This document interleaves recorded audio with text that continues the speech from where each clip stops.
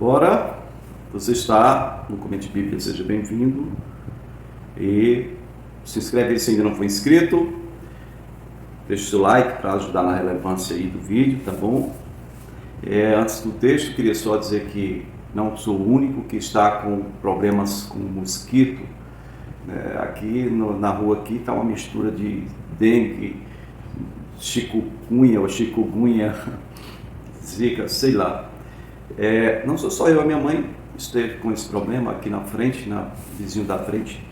Então, tem muita gente aqui na rua com esse, parece ser um surto, né? Mas graças ao Senhor, nós temos obtido boa recuperação. O problema é quando tem que mexer nas juntas, principalmente as principais, né? Acho que chikungunya, essa aqui e o joelho. Aí fica bem difícil mesmo.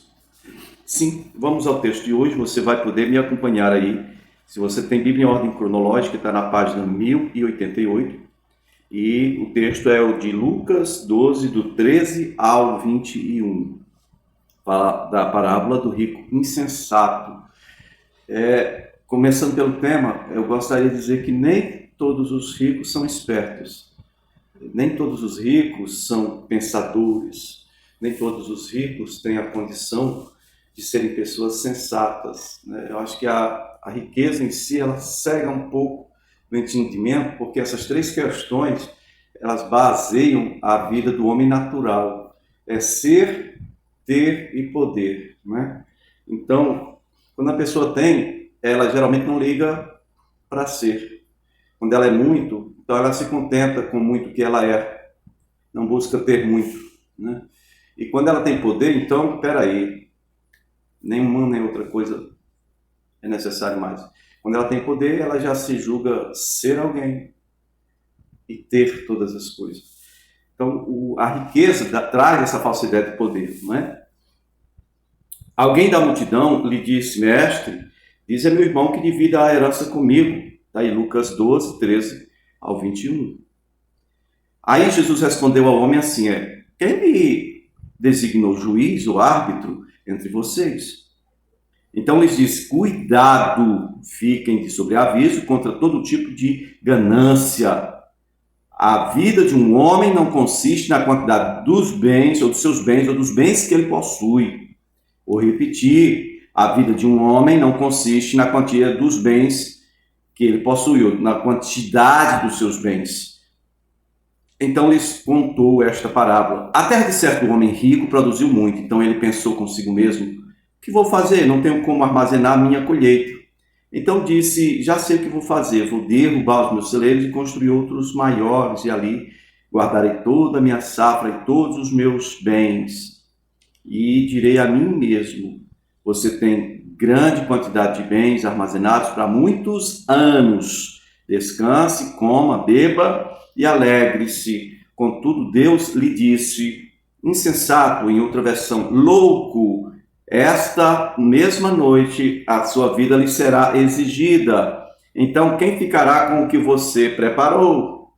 Assim acontece com quem guarda para si riquezas, mas não é rico para com Deus. Eita, meu Pai, aqui está falando de semeadura no reino.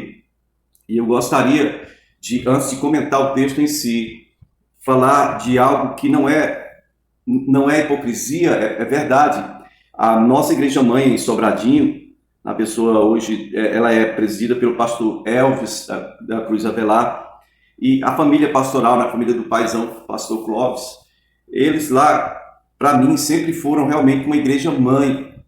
Sempre me acudiram, sempre me socorreram, sempre investiram em minha vida, em meu ministério, em minha casa.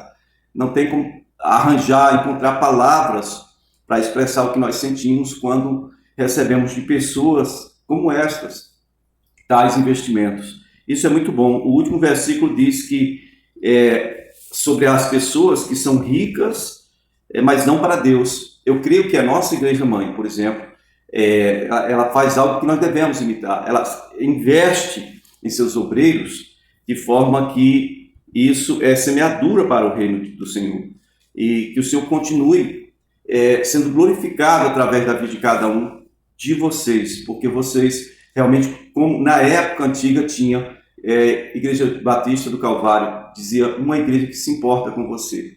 Sempre vai ser assim, sempre será assim para comigo. Uma igreja que se importou comigo e que se importa até hoje. Meu muito obrigado. Minha gratidão a Deus e a vocês por serem pessoas de Deus e estenderem a mão para mim e investirem em minha vida. Vamos para o texto, meus queridos, meus amados. Aqui o texto começa falando de uma pessoa que provavelmente estava se sentindo injustiçada porque o pai falecido já deixou uma herança e o irmão, provavelmente o primogênito, pegou tudo para ele. Ele tinha direito a pegar 2 porções. Vamos supor que a herança desse homem fosse R$ 30. R$ 30, então seria 20 para o primogênito e 10 para o segundo filho. Porém, o primogênito aqui, que eu suponho ter sido ele pegou a herança toda para ele. Então esse homem que se sentiu injustiçado veio ao mestre e pediu: Senhor, mestre, faz ele entregar para mim a parte que é minha. E a resposta do Senhor é: primeiro, quem foi que me constituiu como juiz ou partidor entre vocês?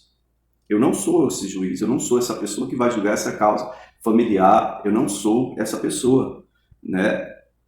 E aí ele vai contar a história do sonho americano, ele advertindo contra o sonho americano, que é aquela definição de vida na qual você não tem mais que trabalhar, não tem mais que realizar coisa nenhuma, porque você aumentou as suas medidas e tudo que você podia abraçar nessa vida, tudo que você poderia obter, alcançar nessa vida de lucro, você vai armazenar para si e você vai fazer parte daquele seleto grupo que eles chamam de os donos do mundo.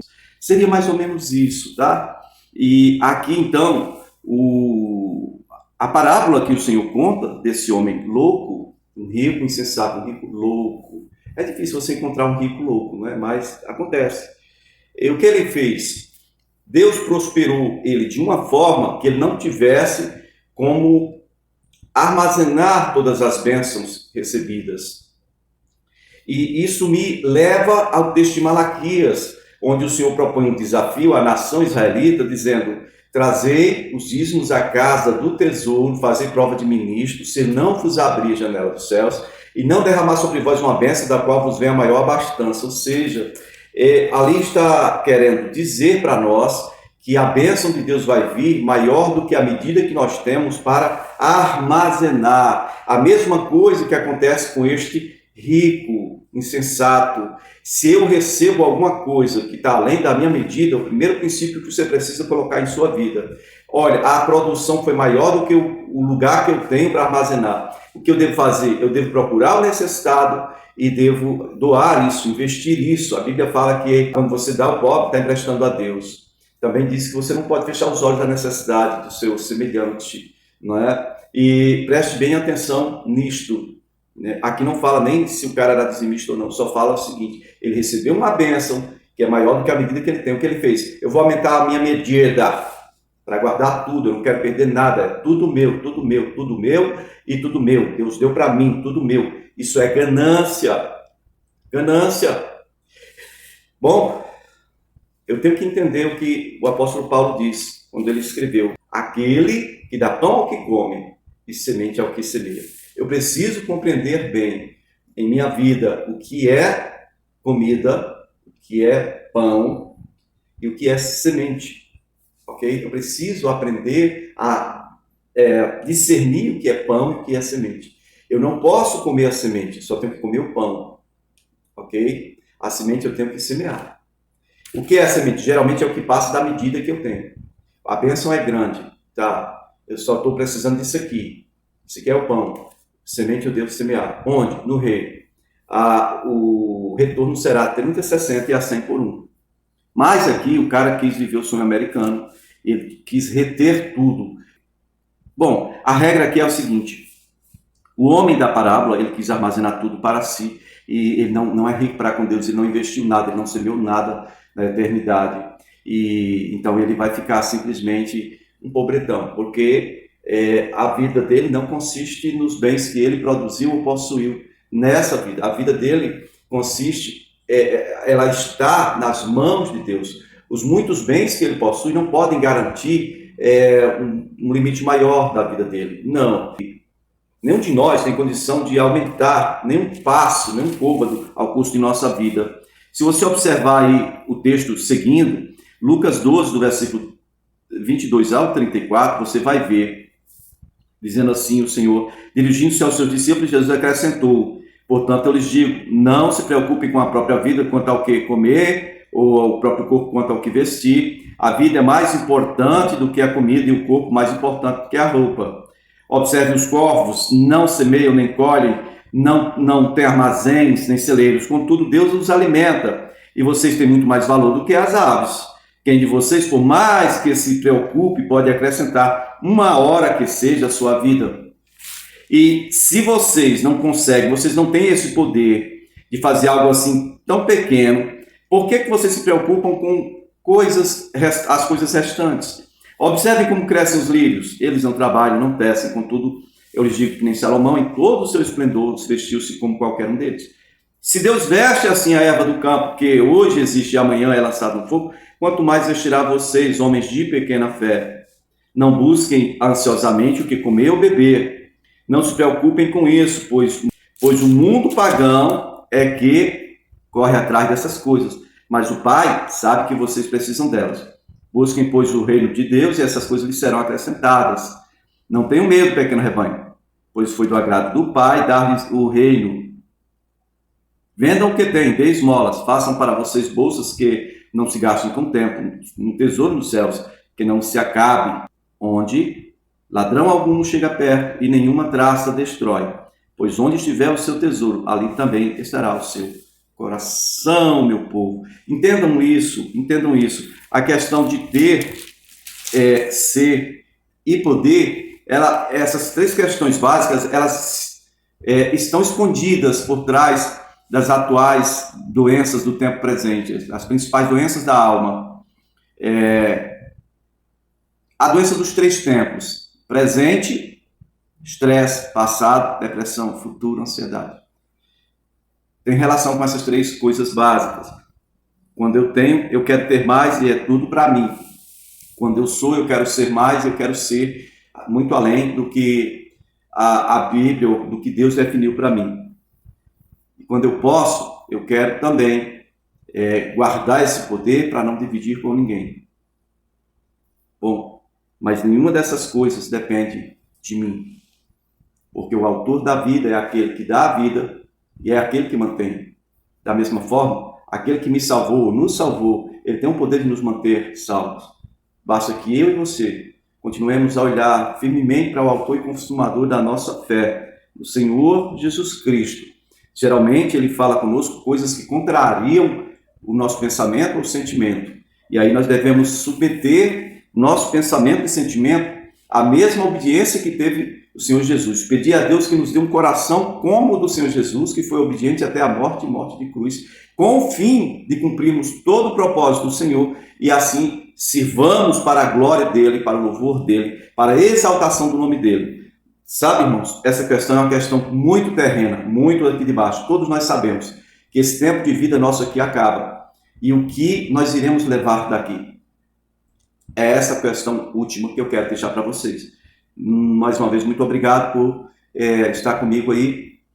Divulgue esse trabalho, em nome de Jesus. Amém. Se o Senhor nos permitir, teremos mais Comente Bíblia para você.